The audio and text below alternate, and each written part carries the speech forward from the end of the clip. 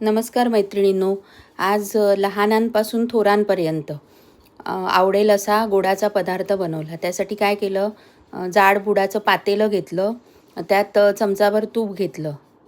तूप वितळलं तसं त्यामध्ये एक ही वाटी जी दिसते हातात ना, त्याचे पाऊण वाटी बासमती तांदूळ घेतला, धुतला आणि पाणी निथळून मग तो मिक्सरला बारीक रवा करून घेतला आणि त्यात काजूगरचे तुकडे घालून त्या तुपावर चांगला खमंग दोन्ही जिन्नस परतून घेतले. चांगलं खमंग परतल्यावर त्यात अर्धा लिटर कोमट दूध घातलं आणि असं सारखं ढवळत राहायचं. गुठळ्या होऊ द्यायच्या नाही तांदळाच्या रव्याच्या.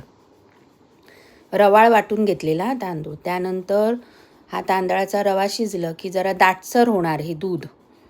मग त्यात केशर घातलं. केशर घालून पुन्हा चांगलं ढवळून घेतलं. तुम्हाला इथे ना दाटसर वाटली ना हे मिश्रण, तर त्यामध्ये आणखीन थोडं पाव लिटर दूध घालायचं. मी तसंच केलं. पाव लिटर आणि दूध घेतलं आणि थोडं पातळ करून घेतलं हे मिश्रण. त्यानंतर असं ढवळून यामध्ये मी गोडासाठी ना साखर नाही वापरली. तर इथे मी अमूलचं मिठाई मेड वापरलं गोडासाठी. हे 200 ग्रॅमचा हा डबा आहे. हा मी सगळा नाही घातला, पावभाग डब्याचा तसाच ठेवला, कारण आम्ही जरा गोड कमी खातो. हे असं हे अमूलचं मिठाई मेड.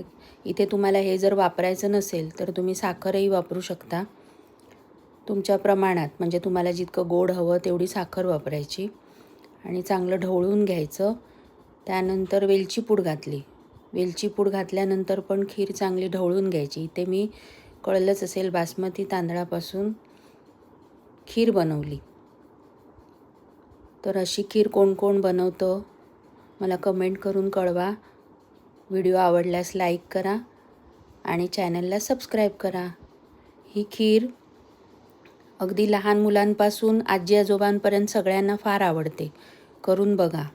आमच्याकडे ही गणपतीच्या दुसऱ्या दिवशी बनवली जाते.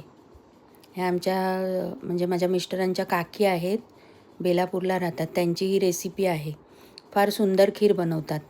त्यांचीच बघून बघून मी शिकले आणि आज बनवले. नक्की बनवा, करून बघा.